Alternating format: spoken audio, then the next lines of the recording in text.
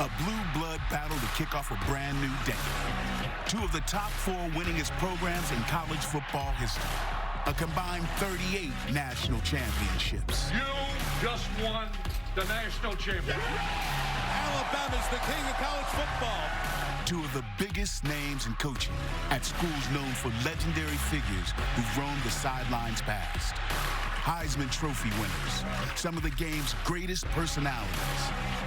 Hail to the victors. Roll Tide. Just the 5th ever meeting between 2 iconic programs that have been playing football for well over 100 years. It's Michigan and Alabama on New Year's Day. Oh, can't stop me now. Next. Welcome to the Verbo Citrus Bowl on ABC as part of Capital One Bowl Mania.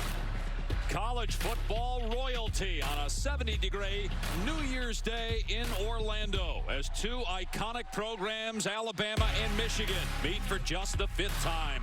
2 centuries worth of history packaged on the field in a pair of top 15 teams. Alabama trying to get its 11th win, Michigan going for its 10th.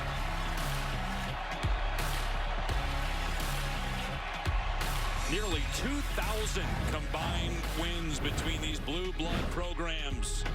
In the poll era, 14 national titles combined, a handful of Heisman Trophy winners, and a ton of first-round draft picks. And hi, everybody. Dave Pasch, Greg McElroy, and Tom Luganville. We welcome you to the booth.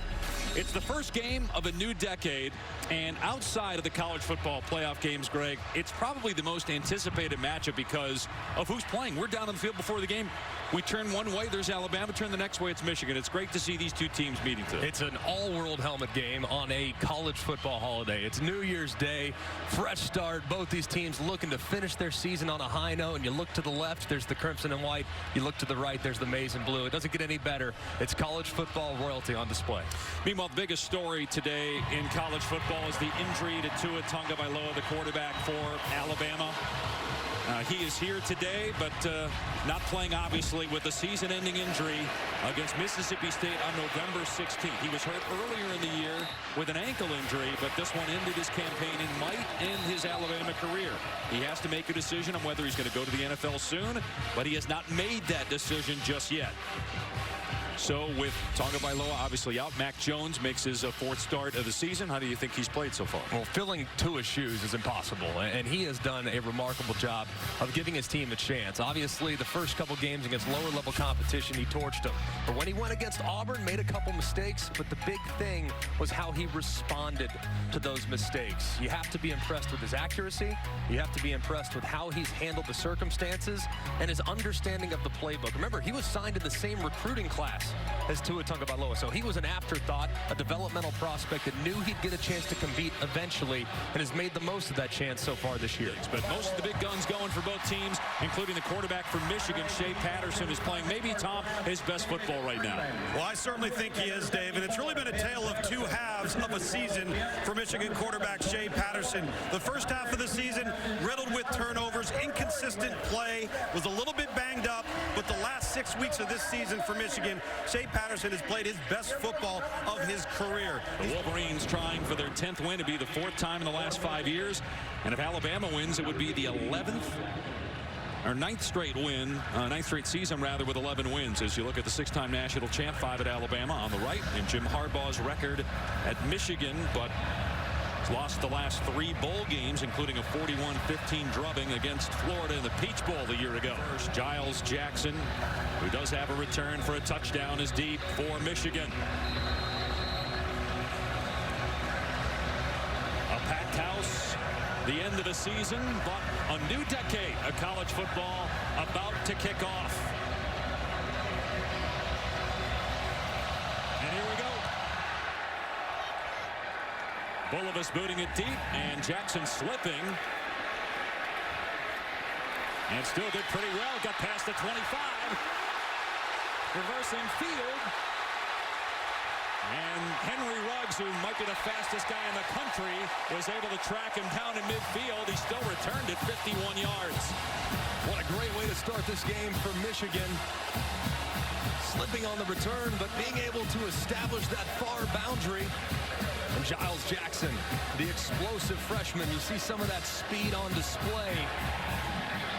And the athleticism that he has, a great job, too, by that Michigan Wolverines kickoff return. You know, it's been a long layoff, so it's a great way to start to create some momentum for your offense to get this Verbo Citrus Bowl underway.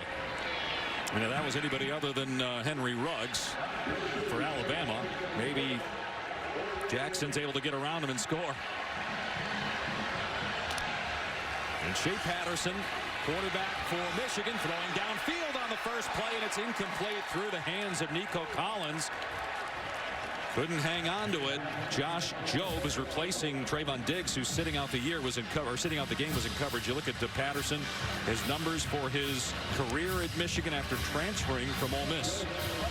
He's got a lot of accuracy, and like Tom referenced, he has been playing his best football of late. I thought the Ohio State game was one of the best of his career with the accuracy he showed. Michigan lost that game, though, 56-27. Peoples-Jones. And not much there. Run out of play by Anthony Jennings. A gain of a couple, so it's going to be 3rd and long for Patterson. And Michigan adjusted their offense in the offseason. Went down to Alabama and hired Josh Gaddis, their offensive coordinator. And they've tried to implement more tempo, more RPO, more passing game friendly aspects for Shea Patterson. And he's responded beautifully after what was a bit of a rocky start in the first half of the season. Third team all Big Ten quarterback. His pass to Collins was off the mark. Otherwise, Collins might still be running. Again, they went at Jobe, who started the season opener against Duke, had a hand injury midseason. Sophomore out of Miami in coverage. Clearly trying to attack Jobe, like you referenced, who's in for Trayvon Diggs. It's a good release there by Collins. So far, Shea Patterson just a little bit off with some of those deep throws down the right sideline. And Jalen Waddle, who is one of the most explosive and exciting players to watch every time he touches the football. He had 4 touchdowns against Auburn.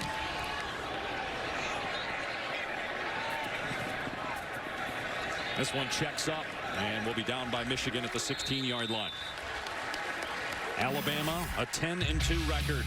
They started 8-0 before losing to LSU 46-41. And then, of course, the injury to Tua. November 16th at Mississippi State. Gone for the season. Maybe his career at Alabama is over. His football career, though, he's got a lot of football ahead of him. They lost the Iron Bowl because of some pick sixes to finish with 2 regular season losses for the first time in 9 years. But in talking with Nick Saban yesterday, he said, we're pretty ticked off about the way the season ended, and he expects his team to play very well today and play with a lot of intensity. And Mac Jones going downtown here on the first play to Judy, and there he goes. Goodbye, Jerry Judy. 85-yard touchdown.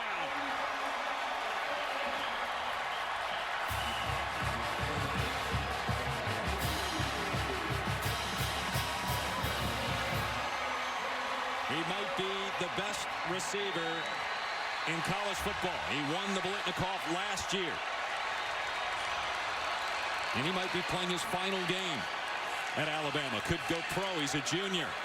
And look at that number. 33 straight wins when they score a touchdown on their opening drive. I wonder what it is when they score on the opening play from scrimmage.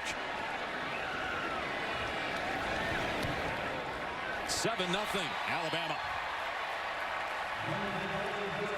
Well, it's been a while since we've seen the Crimson Tide, but clearly the offense has not missed a beat. One-on-one coverage against the true freshman and Jerry Judy to the house on the post route off the beautiful throw from Mac Jones.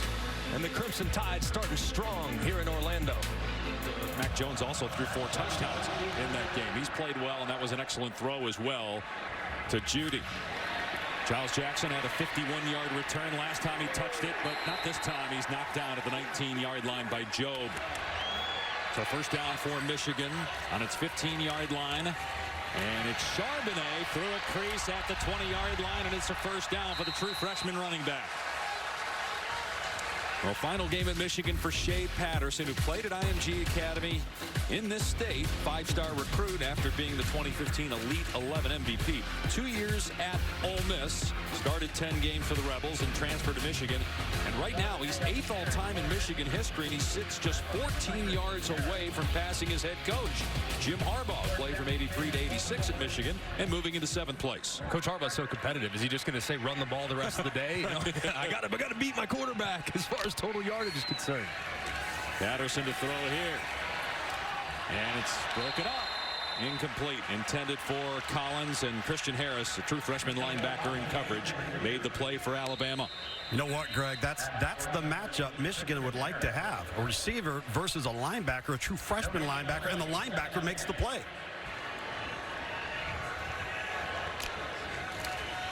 And Michigan going to run the ball here, and Charbonnet close to a first down, dragged down by Christian Harris. So Alabama already was playing a lot of young guys. That's kind of how it's been all year. Dylan Moses tore his ACL. Starting linebacker as Charbonnet runs right at the linebackers and up near midfield. But good news for Alabama fans. Moses announced this week that he's going to come back to Alabama next year.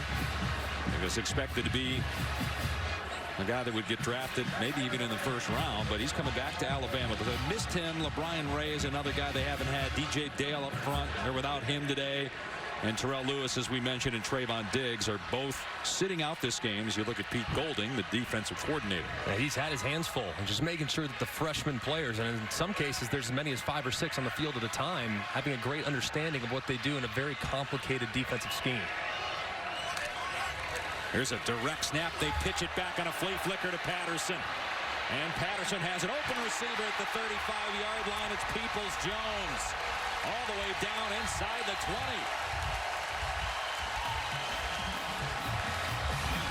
Oh, I love the design. The direct snap to Haskins. Pitch it back to Patterson. Look how patient he is.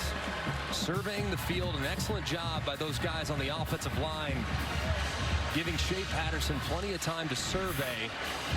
An excellent job there by Peoples-Jones, getting across the field and creating a lot of separation for his quarterback.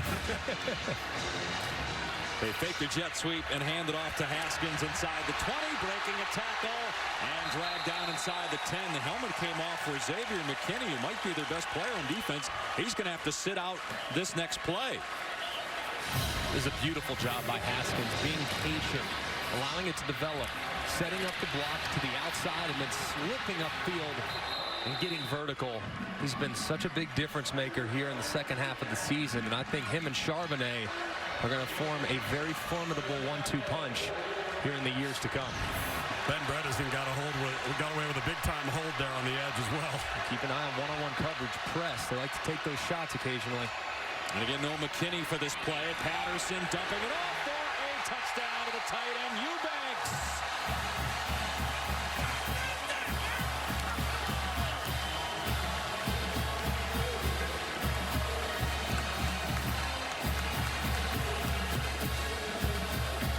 Touchdown to the season for Nick Eubanks, a senior from Plantation, Florida.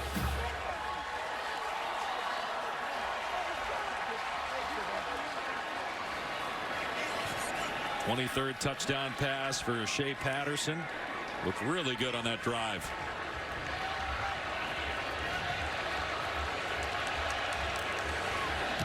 And Nordine ties it up at 7 midway through this opening quarter.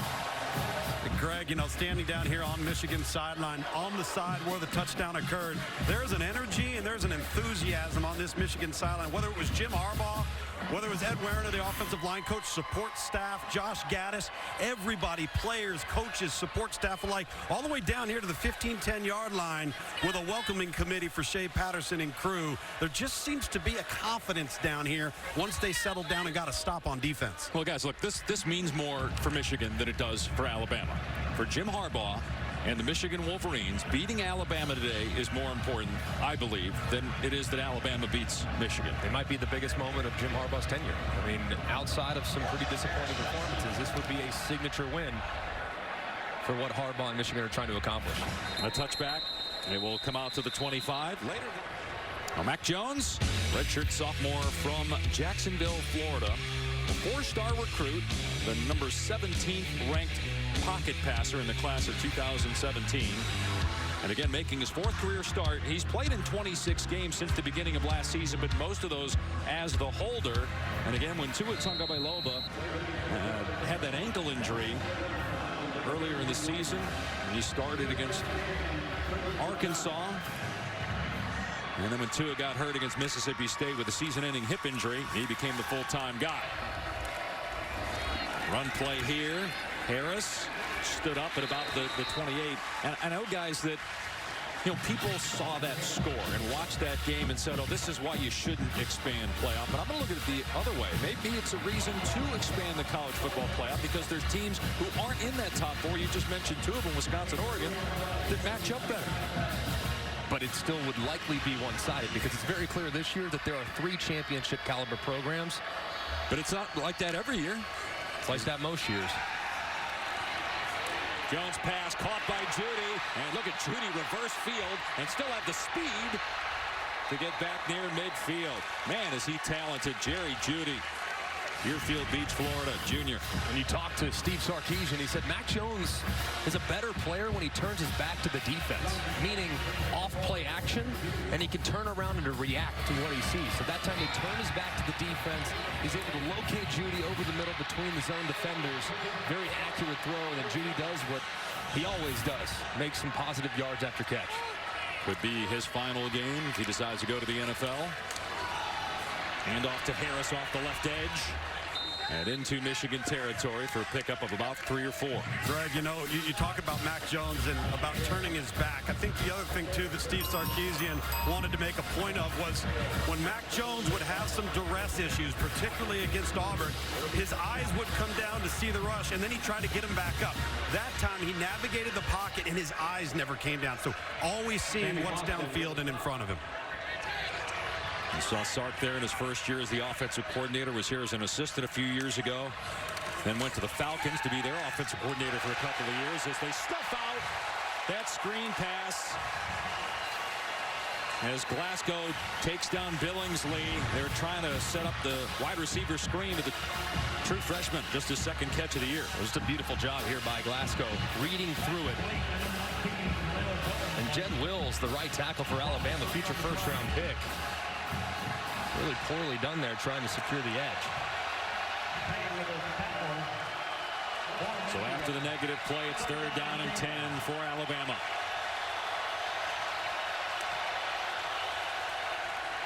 Pressure off the edge. It's picked up, and it's through the hands of Waddle, incomplete.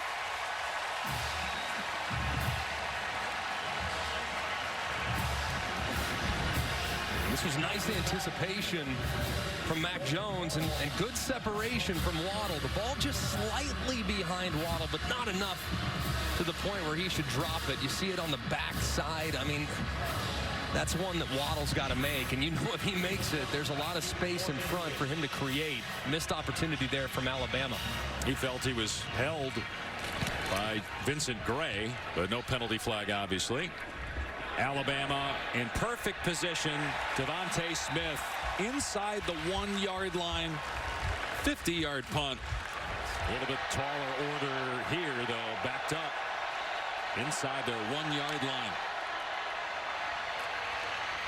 And they get good push up front, and that allows Haskins to have some running room past the 5 and out to the 8-yard line. John Runyon, 2-time first-team All-Big Ten left tackle, playing his final game at Michigan. Ben Bredesen, a guy that has an NFL future at left guard. We can talk about the receivers and the quarterbacks, their improvement over the course of the last half of the season, but this offensive line, you can't overlook the improvements they made as well. They did a great job of taking to the challenge of the early season struggles and started to play really well and cohesive down the stretch. It just gave their quarterback some breathing room here, Greg. 2nd down and 3, and waiting a second is Charbonnet. Then he turns on the Jets.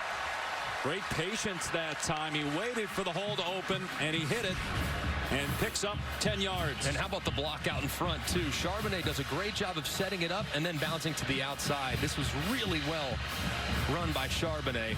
Great job by Bredesen out in front, throwing his body at the feet of the defender.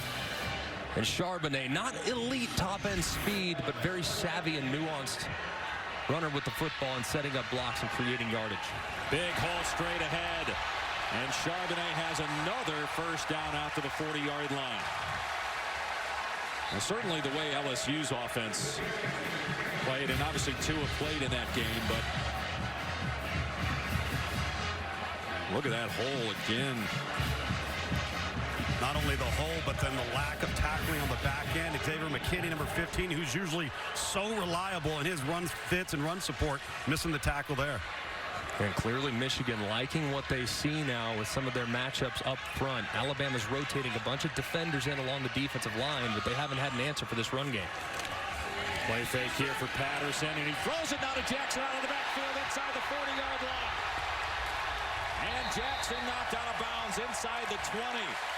Boy, was that designed and executed beautifully by the Wolverines. And every time Giles Jackson's on the field, you have to have an all-points bulletin on him defensively. There he's lined up at the running back spot away from where he ended up catching the football. He crosses the center space. He runs on the wheel route up front. It's a great design from offensive coordinator Josh Gaddis in creating some space for his most explosive wide receiver and weapon offensively. Final minute of the opening quarter, and Michigan starting this drive at its 1-yard line is in the red zone now. Patterson off play action. Ball comes out as he gets drilled. They haven't ruled yet whether it's a forward pass or not. It's recovered by Peoples-Jones of Michigan, and they are going to rule that it was a fumble by Patterson. On the field is a fumble recovered by the offense. Second down. And it looked like his arm was moving forward to me. I mean, you see as he's winding up. Got that glove hand on there. Patterson in trouble again. This is Davis chasing. And Patterson going to tuck and run and maybe get 2 yards. Davis at 6'7", 315, running from one side of the field to the other after the quarterback. And playing his final college game, too. And know it means a lot to him. Hasn't gone the way he's wanted it to go this year, but he pinned his ears back and tried to make it tough on the quarterback. Here on third down in the red zone, Shea Patterson has to be really smart with the football. His windows are tight in this part of the field. They love to utilize their tight ends in this area of the field as well. So if they can create a one-on-one opportunity for their tight end, that might be the spot you'd look. And they got Eubanks right here lined up at number 3. Patterson going for Eubanks in the end zone, overthrown. Xavier McKinney, first team All-SEC, free safety, had the coverage that time. And that's the matchup you love. Big bodies in the red zone. He's working against Xavier McKinney, who is such a great football player, but he had a chance. A little more air under that football. And Shea might have had himself another touchdown pass to Eubanks. Clearly Shea knows he missed it. Yep. It's still the right place to go with the football, and a difficult throw that you have to try to execute. So Nordine is on now for a 36-yard field goal try, and it's good. So with 9 seconds to play in the first quarter, Michigan in front 10-7. Tennessee Volunteers left for dead right after an 0-2 start. Somehow Jeremy Pruitt being able to rally the troops and get them to the postseason. You know, both those two teams, we question sometimes whether the motivation will be there. I don't think we need to make a question about what Indiana and Tennessee are going to bring to the table. Well, think about it, we were there. We watched them collapse against BYU week 2 in Knoxville. It just seemed like it was going to be a season that was lost, and maybe Jeremy Pruitt would make it. Not the case. Jalen Waddle on the return, and man, is he hard to battle up. And they finally get Waddle to the ground at the 23-yard line. That ends the first quarter. Michigan 10, Alabama 7 after 1 quarter. The first game of a new decade. Back after this message and a word from our ABC stations.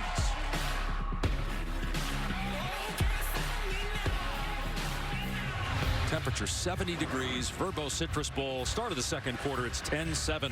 Michigan on top of Alabama.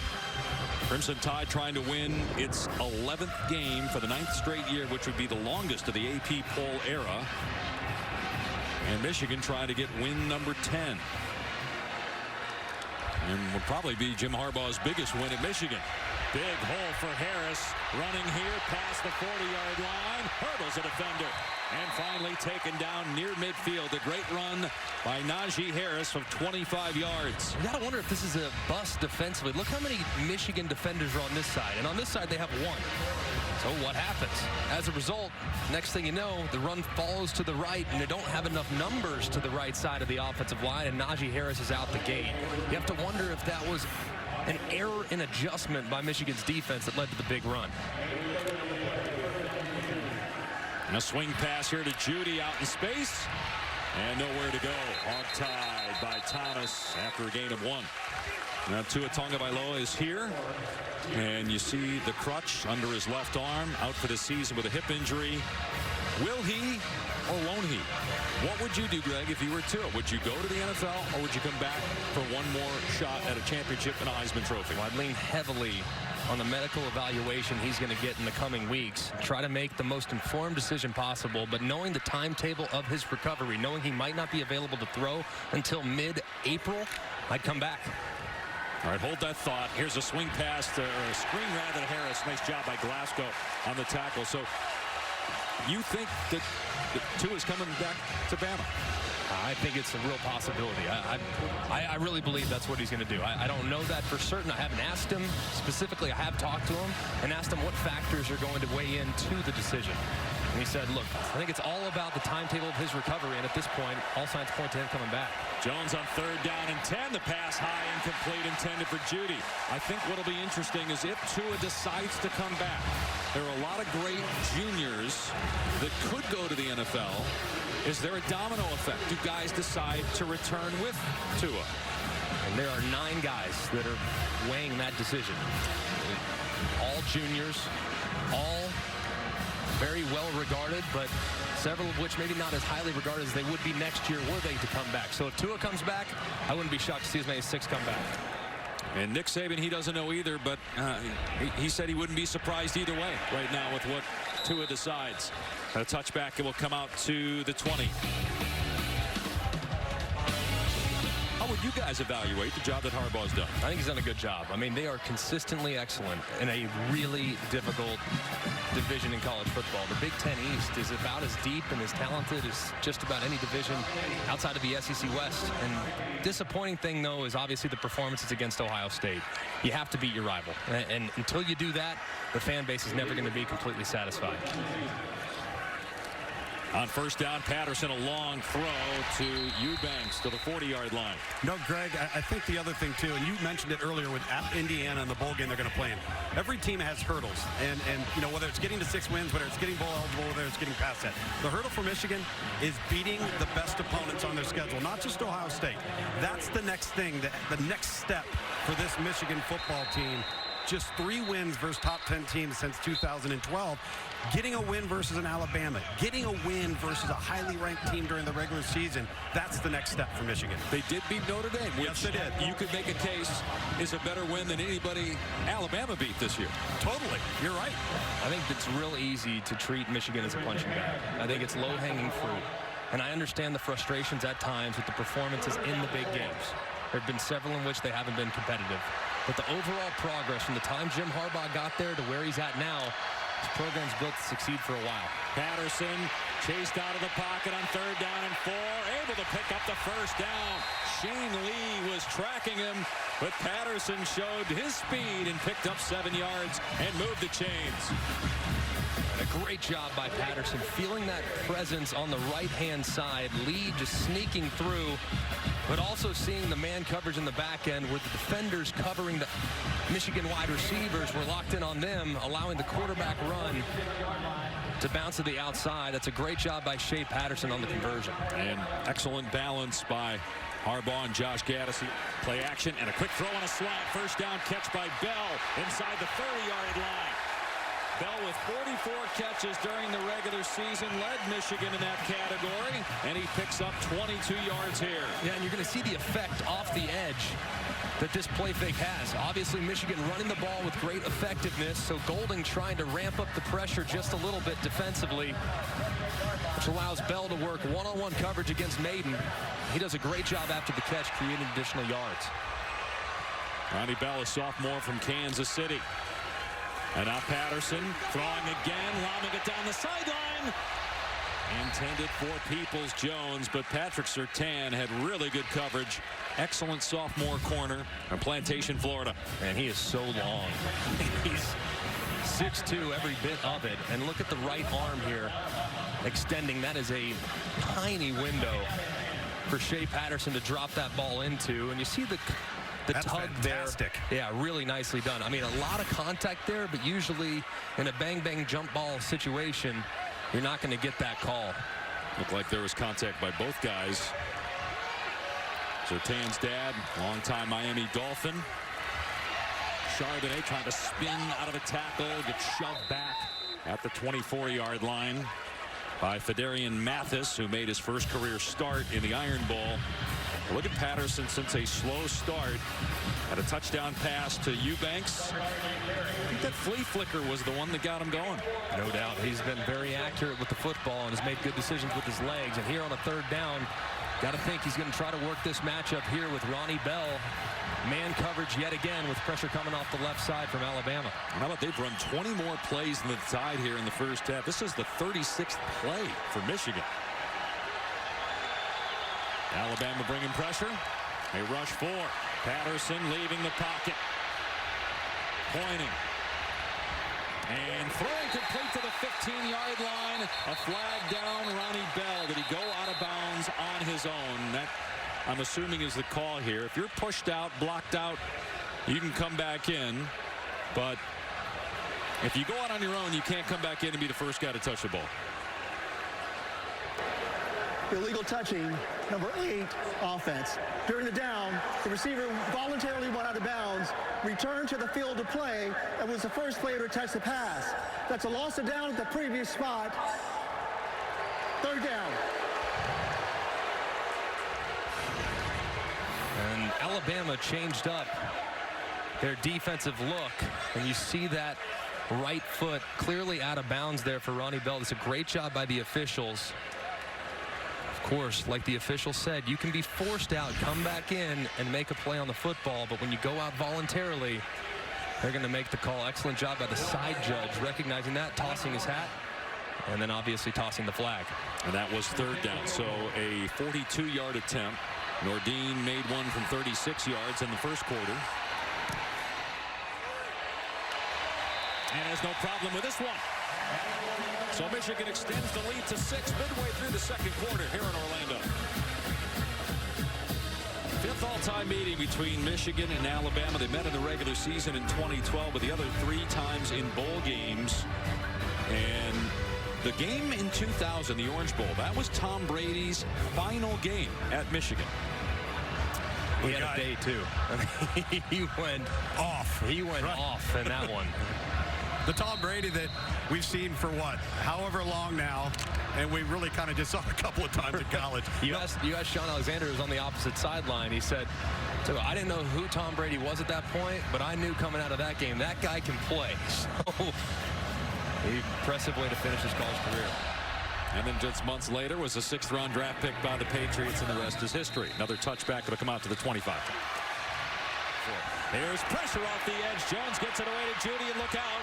Judy able to blow by that defender who had the angle. How about that move? Ambry Thomas had the angle, and then Jerry Judy turned on the Jets and ran right by him. 18 yards.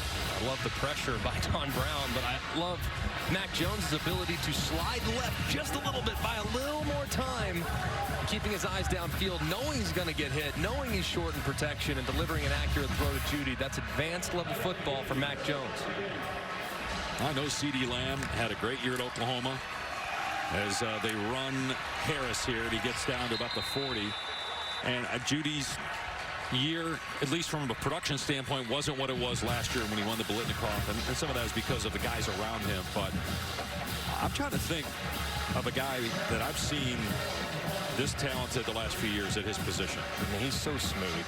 And we talk, I think Devontae Smith is like Marvin Harrison. I think Henry Ruggs is Deshaun Jackson. I think Jerry Judy's a mix of the two. Really, really fast and really explosive. Harris trying to get the corner here on Metellus. And he gets to him at the 21-yard line. It'll be third down. Third about 5. Good job of making this third down a little more manageable. Without Judy on the field right now for Alabama, a little surprised that they wouldn't run him out on the critical down and distance. Instead, looks like Waddle, Ruggs, and Smith will be the 3 wide receivers in formation here in a stack alignment. So 3rd down and 10. And Jones from the pocket senses pressure and throws it away as he was about to get smoked by Aiden Hutchinson. And a flag is down as Jones got hit hard by Hutchinson. He was pleading his case, but isn't going to win this one.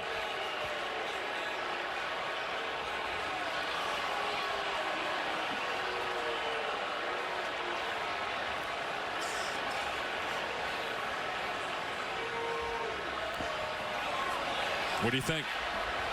It's a really physical hit, and it is high. Personal foul, roughing the passer, number 97, defense. Half the distance. Let's bring Dave Katai in. Dave, I want to get your take on this here. First down. Well, the hit's not late, right, and it's high, but it's not at the helmet. The only thing they could possibly see on that is using his body weight to drive him into the ground, which is a new point of emphasis in the rules this year. And there it is. You look at him turn it over and use that body weight to drive Mac Jones into the turf, trying to protect the quarterback. Huge emphasis in our game.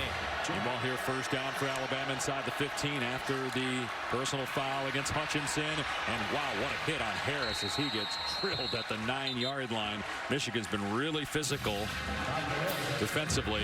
He's 2nd down. Greg, I think that's been the difference on both sides of the ball for these two teams. Michigan's just been better up front, more physical within their defensive front and within their offensive front. They've done a really good job of controlling the tempo of the game and creating yardage when available.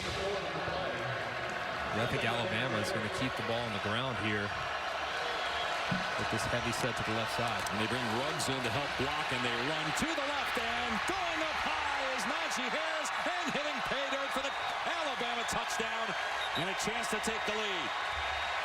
Josh Metellus keen for the hit, and Harris jumped over it. It's a great effort by Najee Harris. He has gone vertical so many times this year. Most of the time he clears the defender. That time the defender gets a piece. However, he stretches that left arm out and breaks the plane.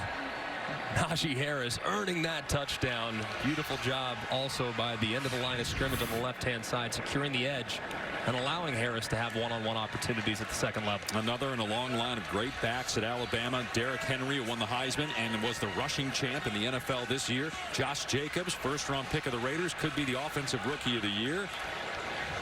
Najee Harris, who's a junior, might this be his last game, though, as a member of the Crimson Tide.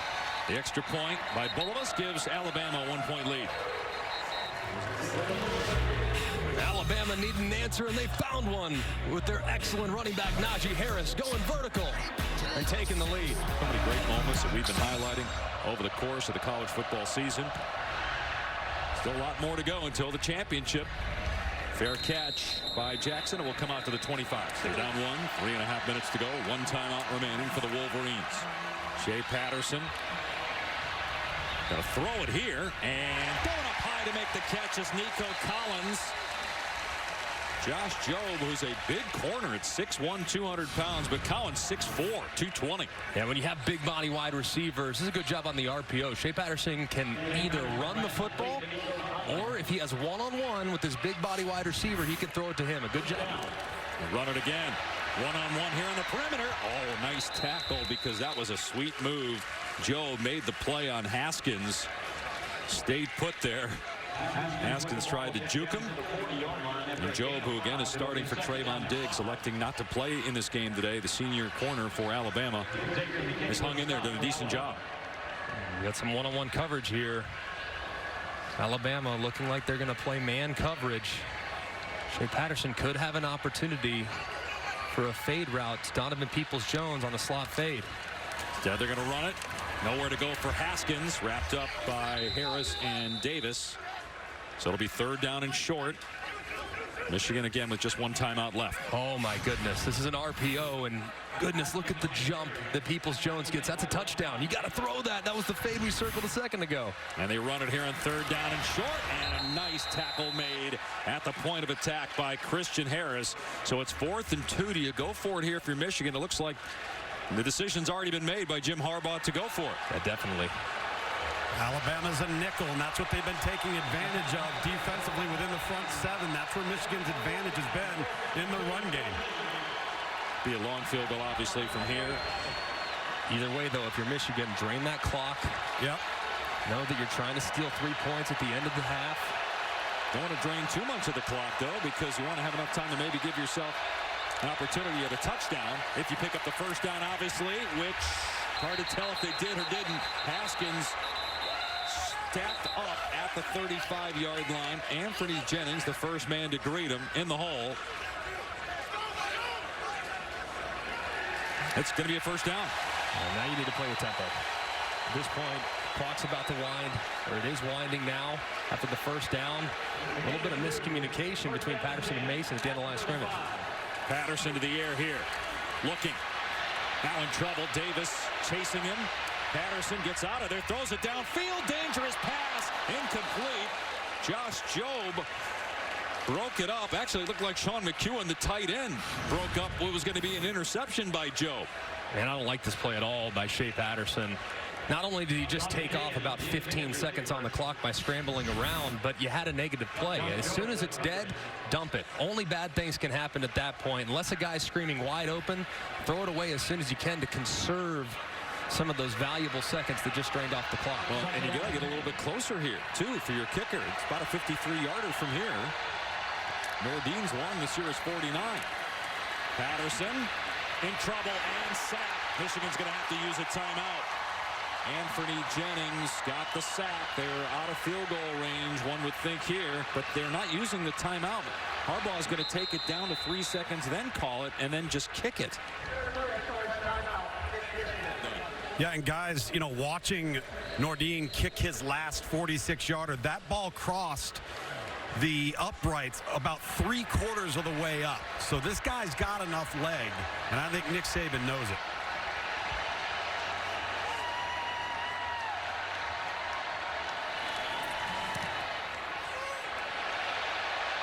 Does it have enough? It does. It's good from 57 to give Michigan the lead at halftime.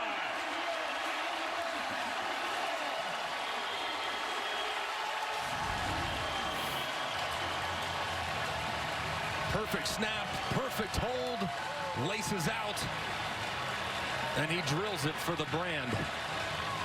Really nicely done as it just clears the crossbar, as Nick Saban is standing by with Tom Luginbill. Well, Coach, you've played effective football in the red zone on defense, but how do you adjust to stopping the run in the second half? Oh, we're not doing a very good job of playing our gaps up front. We're not doing a very good job of tackling. We got a lot of missed tackles. They made a couple big plays on a couple tricks, but we did play well in the red zone and got them stopped. But we got to play better in the second half, no doubt.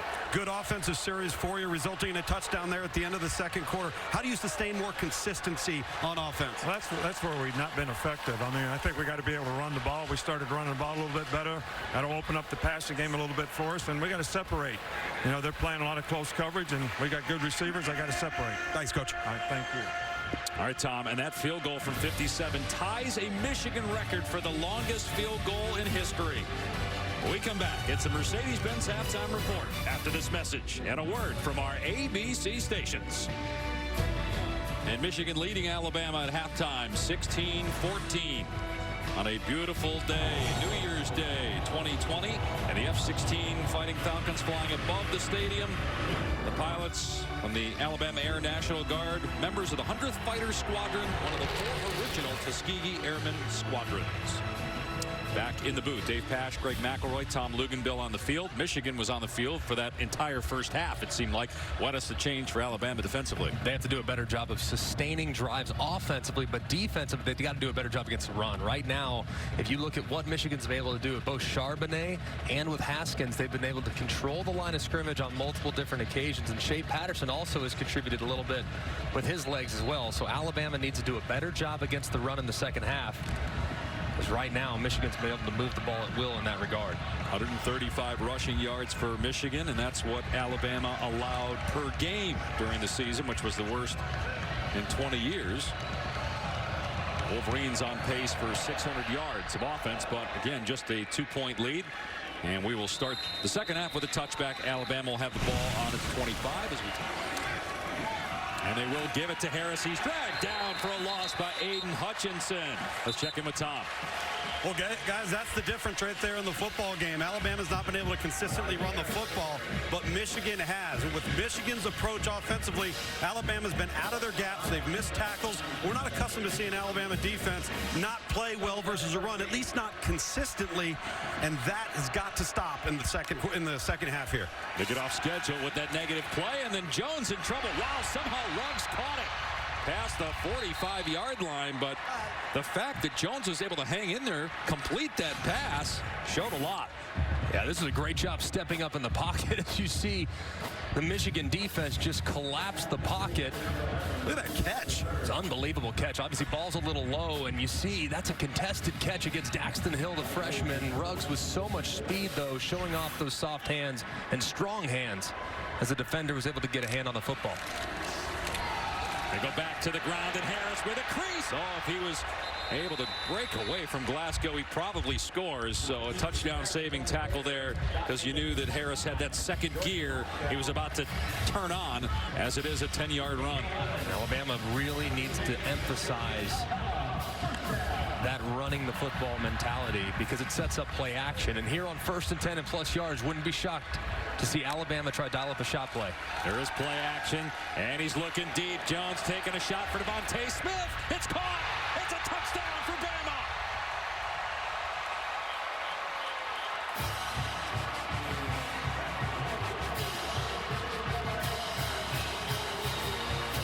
.42-yard bomb by Jones to Devontae Smith. That is the 14th receiving touchdown for Smith this year. 5th in the country coming into this game in that category.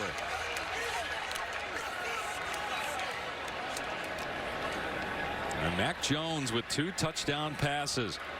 I know he's not Tua, but he's a guy to keep an eye on next year if he's the quarterback at Alabama. Really good throws on this possession. As soon as you get 1st and 10 in plus territory, you're thinking shot play. You find Devontae Smith locked in one-on-one against Lavert Hill. He makes the contested catch and finds the end zone as Alabama retakes the lead. Short kickoff. Giles Jackson for Michigan past the 10. He's got the 25. Can he get the edge? They finally get him out of bounds around the 36. Let's go back. Shea Patterson. His completion percentage has not been great all year, but he's made timely plays all year, including in this game. And he hasn't turned the ball over really all year. And neither in this game. Charbonnet gets the carry running to the right. He's out to the 24, brought down by Jared Maiden. And that's a big reason for his play in the second half of the season. Those turnover woes that happened in the first few games, they've gone by the wayside. And that's all a reflection on comfort. He was in a new offense. This is your last year, too. You want to make it special. And I feel like he was pressing, trying to do too much. Once he settled in and started to see the field a little better, was a little more accurate, and developed more of a rapport with his receivers, he's played really excellent down the stretch. On 2nd and 4. Giles Jackson on the end around, and he loses a yard of the play. Well, guys, just an update on Henry Ruggs. He is being evaluated in the tent right now. He is unlikely to return, in the words of an Alabama official. Not saying if it's a lower body situation, but he's being evaluated. If I get more, I'll pass it along. All right, Tom, thanks. Hopefully Henry's able to return. Ruggs a terrific player. So fast and dynamic. Couldn't come up with that catch. Would have put Alabama in the red zone. Now Michigan faced with 3rd and 5. Patterson, long throw, and it's pulled in for a first down. That's Ronnie Bell with Surtain in coverage, hanging on to the ball. really like this route by Ronnie Bell. It was a nice throw, too. And a great job in protection. How about Charbonnet stepping up in the A-gap and making his presence felt? They motioned Bell down to the stack, which created a little more separation. It was a good throw and catch for the conversion. Patterson on first down, waiting, and takes off as he sees some grain in front of him. And then he stiff arms McKinney. Out of bounds near the line to gain. Oh, man, another big opportunity potentially for Shea Patterson. As he's standing back there, look at the space deep. And he's going to have a wide receiver run to it. That's Nico Collins. It just took a little too long to develop, but another huge opportunity potentially for Michigan that was left on the field if Shea Patterson could have located big Nico Collins. Gain of 8 for Patterson. He elected to run instead. Patterson looking, everybody covered, and now he completes it to Bell. What a play by Patterson, hanging in there and then threw it into traffic. Bell made the catch. Gain of 16. Great patience by Shea Patterson. Trying to work a little quick game. The offensive line holds up. He slides, buys a little time, keeps his eyes downfield, and delivers the ball accurately to Bell as he crosses field. That was a good job by Shea Patterson. What a huge pickup to make this third down very manageable. And they got True Wilson, a former walk-on, a senior from Warren, Michigan, in the game, running back to help block. Patterson fires, complete, first down into Alabama territory to the 40-yard line. It's Collins with the catch and a gain of 12. Tell you what, Greg, Shea Patterson's doing a remarkable job of feeling the pocket but seeing the field. That was beautifully done. He was trying to work Sanders still on the little option route. Wasn't there. Didn't like the decision by Sanders still to work inside. He keeps his eyes downfield and finds number 2 in the progression. Excellent work by Shea. Nick Saban is hot. His team leads by 5. 21-16 Alabama over Michigan. Back after this message and a word from our ABC stations.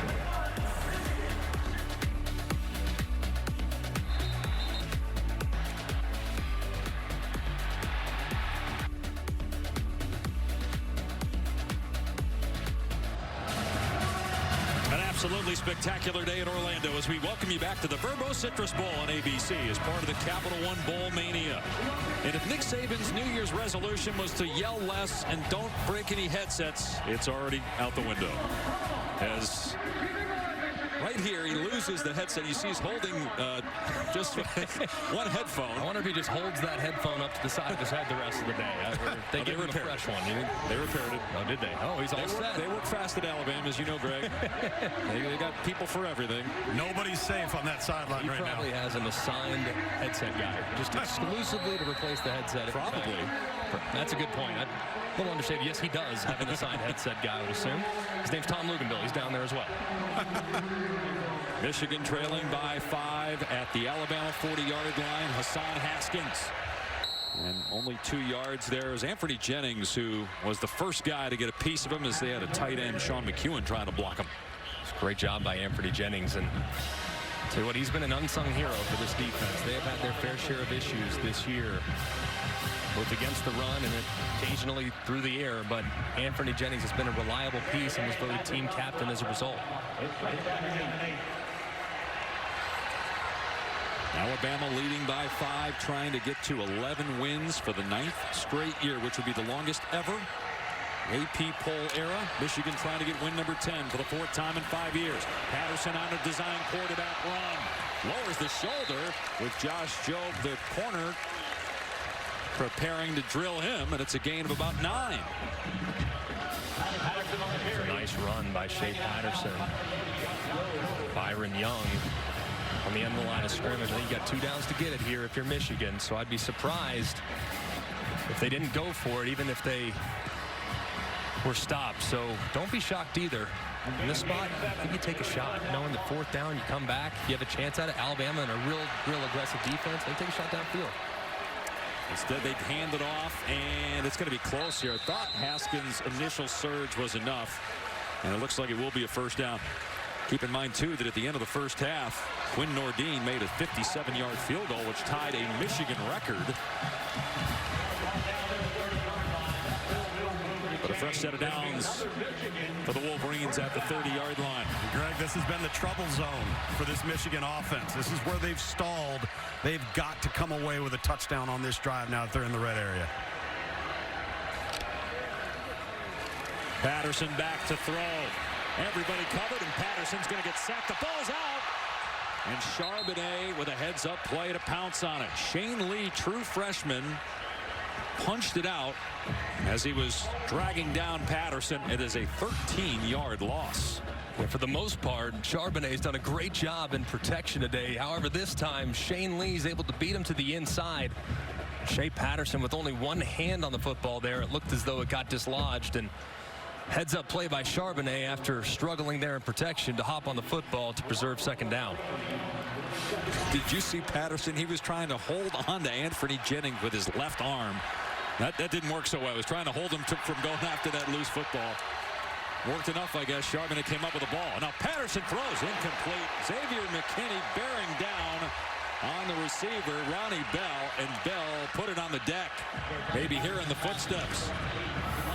Accurate throw from Patterson on the RPO, and that was without question because of the footsteps. And some T-Rex arms there over the middle. And careful, like Xavier McKinney, to make sure he doesn't launch towards the head or neck area. Patterson passing today on third down, 4 of 8. But this is 3rd and 23. Can they get enough to give the field goal kicker a chance? They dump it off to Jackson. He gets to the 40. Surtain on the tackle. You're looking at a 58 or 59-yard field goal try. It's 4th down at about 20. Could also just punt the ball. Yeah, you got to punt. At the end of the half, to try one from here is one thing, because if it's short or if it's no good, no problem, end of half. But if you try one from here, then you're potentially setting Alabama up with great field position. So I agree with the decision to punt here by Jim Harbaugh. Boy, that sack and forced fumble by Shane Lee on first down when they got to the 30-yard line of Alabama was huge. Will Hart, the punter. Waddle waving for it, and he's got it at the Alabama 9-yard line. Early 4th quarter, Bama by 5. 1-0-7. Shaping up to be a great finish between these two archetype college football programs, Bama and Michigan, two of the top 4 winningest programs. It's a 5-point Alabama lead. Alabama taking over inside its 10-yard line. They try to run it on first down, and Najee Harris is going nowhere. Cameron McGrone has come to play here in the second half. He and Josh Metellus were both there for the Wolverines.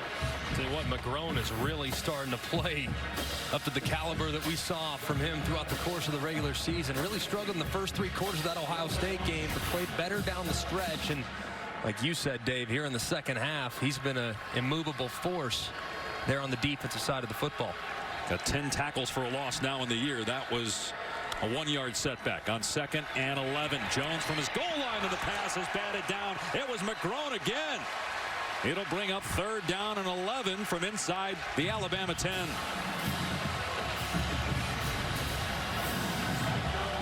Mac Jones thrown all over him, and a huge 3rd down here from Alabama. You'd expect something somewhat high percentage. Don't want to get too aggressive dropping into your own end zone. Like the high percentage completion. Something probably to the number 3. Jones from his end zone throws for Judy, and it's caught for a first down. He got open quickly, and it was a terrific throw by Mac Jones.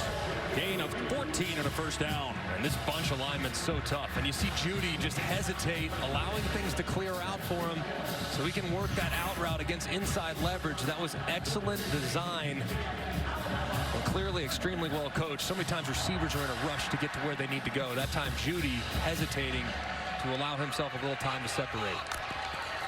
Jalen Waddle motioning into the backfield as Jones throws it deep, and Judy caught it on the run at midfield in the Michigan territory inside the 30.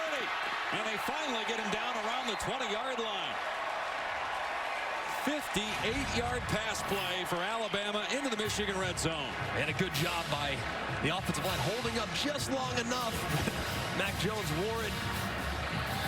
He put just enough touch under the football to allow Judy to run under it, and a great catch on a little bit of a low-thrown football. Judy doesn't even break stride. It's beautifully done by Mac Jones and Jerry Jeudy on the yards after catch. Keep in mind, Henry Ruggs has not returned after getting injured in the third quarter. Jones play action, moves to his right, now looking back this way. Wide open is Forrestall, touchdown Alabama. There is a penalty flag down in the secondary. It looks like it's going to be on Michigan. This is going to stand for Miller Forrestall. Holding number 29 defense. That penalty is declined. Result of the play is a touchdown. Third touchdown pass for Mac Jones today. Welcome back, Miller Forrestall, who had missed several games due to injury, but back to the bowl game, making his presence felt. Man, this was a beautiful job. They have thrown time and time again that wheel route to Harris on the off play action. This time they clearly cover. Look, two defenders for Michigan run with Harris. They slip Forrestall out up the seam, and Jones delivers a strike. Beautiful design from Steve Sarkisian. Well, Michigan had the lead at halftime, but the Wolverines haven't scored yet in the second half, and Alabama now leads by 12. Mac Jones made a couple of terrific throws on that drive. Beautifully executed by Alabama. Miller Forrestall hits pay dirt, and the Tide in command here in the fourth in Orlando. Alabama trying to secure the Verbo Citrus Bowl trophy, and what would be probably its best win of the season. They did beat Texas A&M, but this is a top 15 Michigan team that has 9 wins, beat Notre Dame, beat Iowa. Of course, Alabama playing today without its best player, Tua Tagovailoa, but man, quarterback Mac Jones done an excellent job.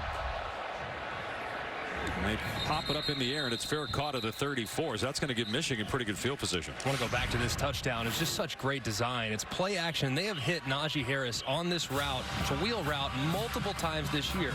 Clearly, Michigan is prepared for it. So you see two defenders chase Najee Harris. One tries to tackle him in Glasgow, you see. But next thing you know, you slip out Miller Forrestall there into the seam area.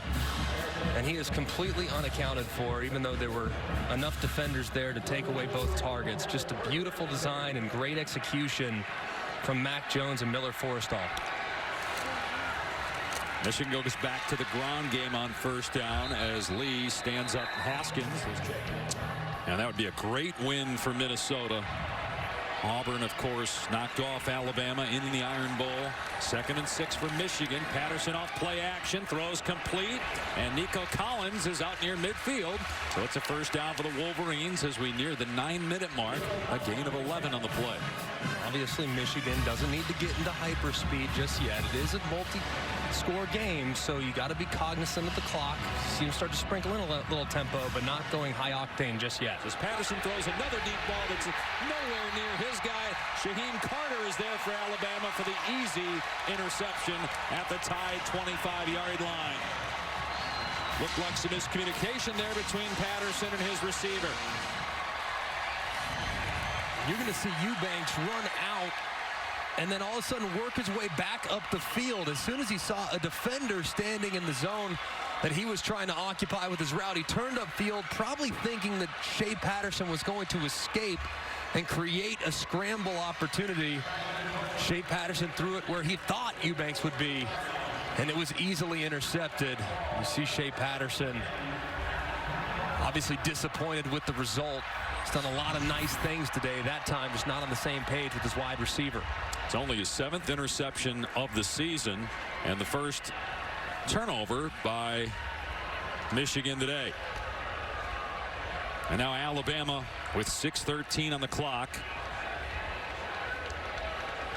And take some time off of it. They're making sure upstairs that Carter got a foot down. It looked like he did. You got to think if you're Alabama here too. Just want to lean on that run game, lean on that offensive line. As we take a look to see here does he maintain control? See, the foot was dragging. It looks as though the control was pretty obvious there in the left arm. See the toe dragging They're in bounds. Beautifully done there. What an effort. And Alabama will run it. Here's Harris. Makes it to the 30-yard line. It's a good gain on first down, picking up 5 yards. The next snap will come with about 5.5 minutes to go, you would imagine. We're going to see a heavy dose of Najee Harris here in the plays to come. If you throw it at all, it's going to be behind the line of scrimmage. So you see just the tail of the tape. Alabama, those adjustments at halftime, coming right out in the first drive of the third quarter, hitting the big play to Smith. That's been the difference so far in the ball game. Now the defense too for Alabama much better this half than the first half, when it looked like Michigan was going to rack up 600 yards. No big hit that time on Harris by Jordan Glasgow. Maybe a half-yard gain, so critical third down again here for Michigan's defense. Next snap for Alabama will come inside 5 minutes to go.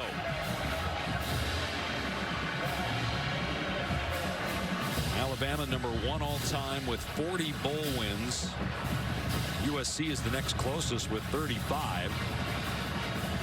This would also hand Michigan its 4th consecutive bowl loss under Jim Harbaugh. 3rd and 3.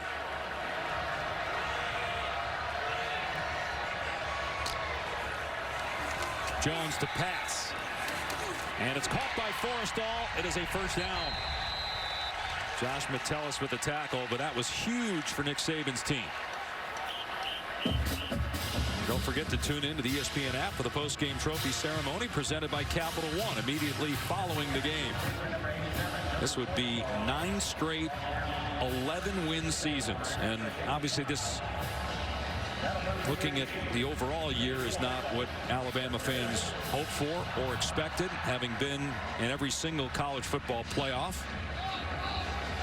But still to go 11-2 without one of the best players in college football, Tua Tagovailoa, and losing to 2 really good teams. One being maybe the best team, LSU, as Harris takes it out past the 40-yard line. You could make an argument, Greg. It's one of the better coaching jobs that Nick Saban and his Alabama staff have done in relationship to the youth, the injuries, the quarterback situation. You had some coaches changes. Really impressive. They get a first down run. Najee Harris carrying Wolverines. Finally, they get him to the ground at the 39-yard line, and that play right there, kind of a microcosm of the second half when Alabama became much better running the football, as Michigan was the dominant run team in the first half. Najee Harris is just so big and so strong.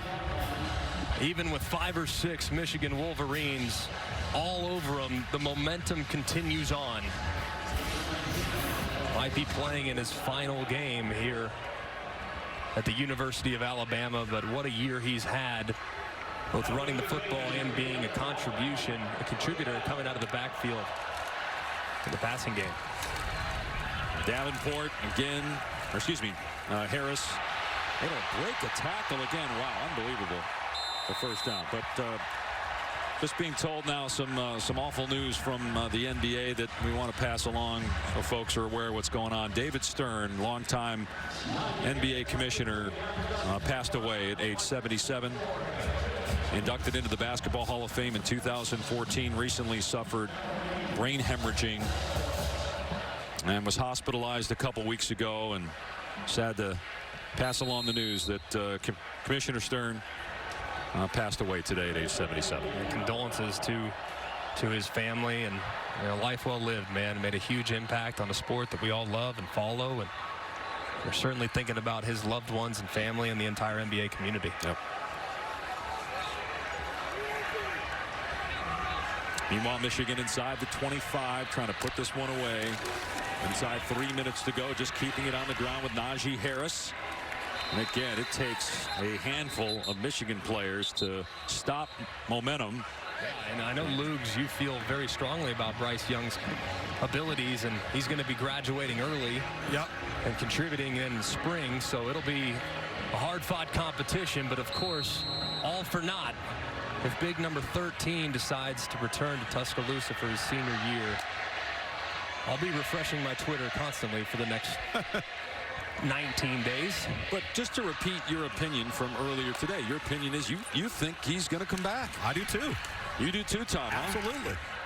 I think it's so important to put your best foot forward when you're going through the evaluation process. And unfortunately for Tua, at this point, he's not going to really be properly evaluated. They'll look at the tape, but they're still going to have questions about his injury history.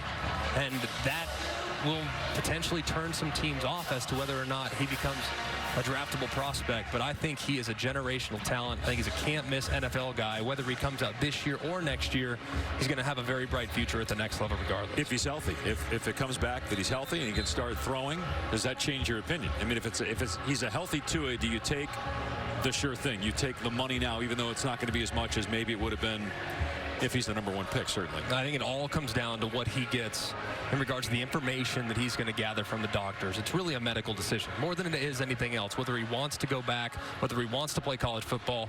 He's on track to graduate in August, so I know that's really important to both him and his family.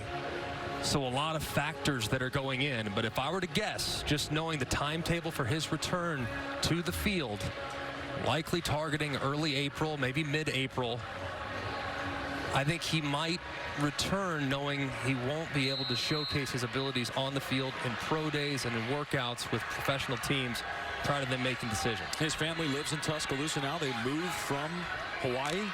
And Talia, the backup quarterback for this game, will be a true sophomore. Harris inside the 5. Or he's run out of bounds. It'll be 1st and goal. You know, sorry, Dave. I was going to say with Tua, and I agree with you wholeheartedly, it is about medical because there are so many different factors that he's going to be evaluated upon. One of those factors is durability. And how will you be viewed from a durability standpoint? So if they say, okay, well, instead of being a top 5 pick, you'd be a top 20 pick. That doesn't mean that he's not a top 5 player, but it's just a factor that has to be considered. And I think that's something, there's a part of Tua that he wants to prove to everybody. 1st down and goal here for Alabama. Harris trying to bounce off of tacklers, can't, wrapped up by Hudson. To me, the most fascinating thing outside of Tua's decision is, do others follow suit?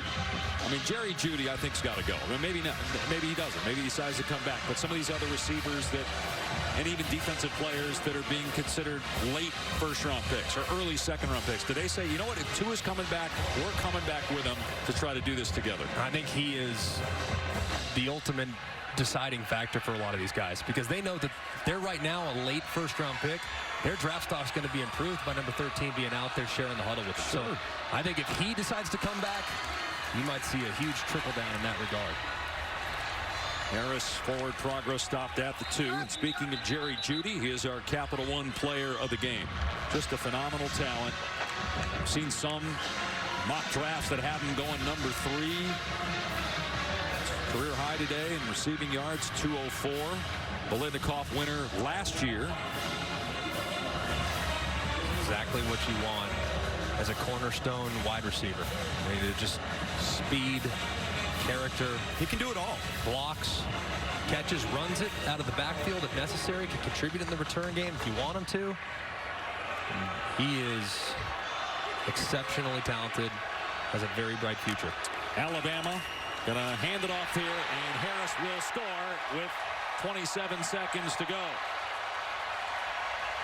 So they reward Najee Harris for just an incredible drive. He did most of the work on that possession and gets his 2nd touchdown.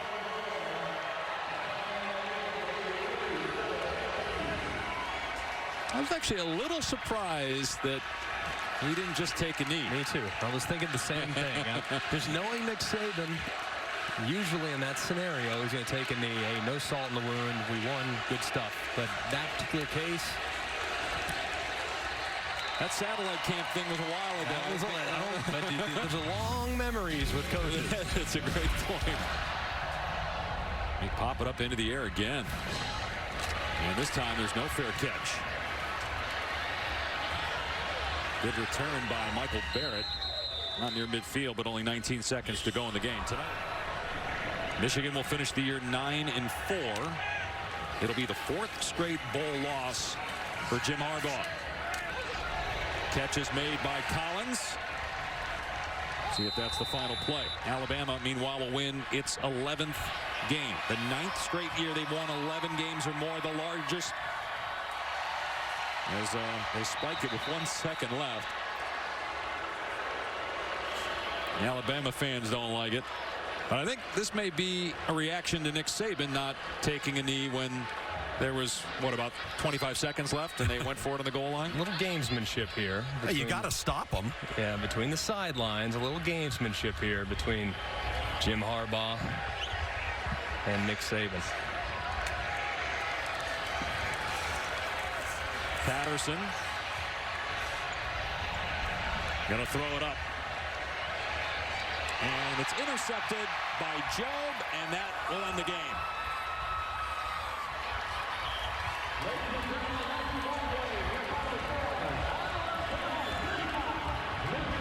Alabama wins it 35-16 over Michigan to capture its 11th win.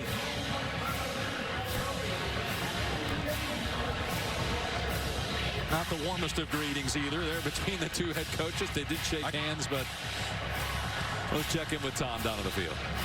Well, Coach, a tale of two halves. You're able to run the ball in the second half and stop the run in the second half. What was the message of the team at halftime?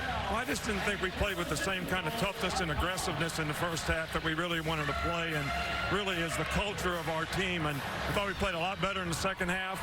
We played more nickel, actually, against their regular, which we have more multiples of things to do, and it makes us a little more experienced, so that was helpful as well. From your draft-eligible juniors, kids that chose to play in this game, maybe they didn't have to. They performed today. What does that say about those kids? Well, I told every one of them they create value, for themselves by coming out here and playing well. This is a great class of juniors that we have, one of the best classes we've ever had, and these guys all are great guys, and they really want to play for Alabama, and they love playing for their team, and they love their teammates. So I think that was really what they were saying. Assess the performance of Mac Jones here in this bowl game today. Mac did a great job. He got us in the right plays. We didn't always play great around them. They did a better job of covering us in the first half, really, than we thought. In the second half, we did a better job of making plays on third down when we really need to. All right, thank you, Coach. Congratulations. Thank you very much. And lose that junior class that Nick was talking about. Obviously won the national championship when Tua came into the game, replacing Jalen Hurts 2 years ago. Lost to Clemson last year, didn't make the college football playoff this year. Will they be back in it next year? And will Tua be the quarterback next year? We got a long time to talk about that. Had a great year, buddy, for Greg McElroy, Tom Luganville, our entire outstanding crew. Want to remind everybody, the Rose Bowl game presented by Northwestern Mutual, Oregon and Wisconsin is coming up next on ESPN. Again, for Greg McElroy, Tom Luganville, I'm Dave Pasch. So long from Orlando. Bama over Michigan, 35-16. All right, and General Manager Jeff Hurst, presenting the trophy to the winning head coach, Coach Nick Saban. Coach, come on up.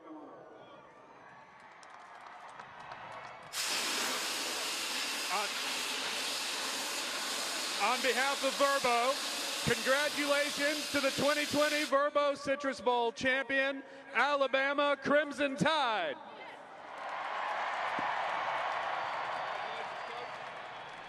Coach, they've told us we can't move it. It's too heavy. You think you can lift it? I know I got some guys up here that can help. You got some guys that can help? I got some guys that can help. How about you just grab some of them oranges and toss them out to the fans? All right, good deal, good deal.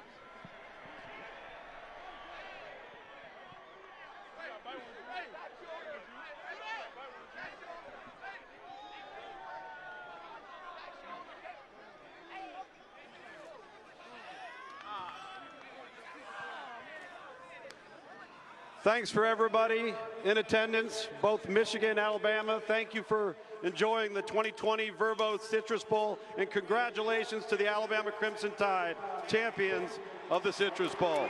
Good night, everybody.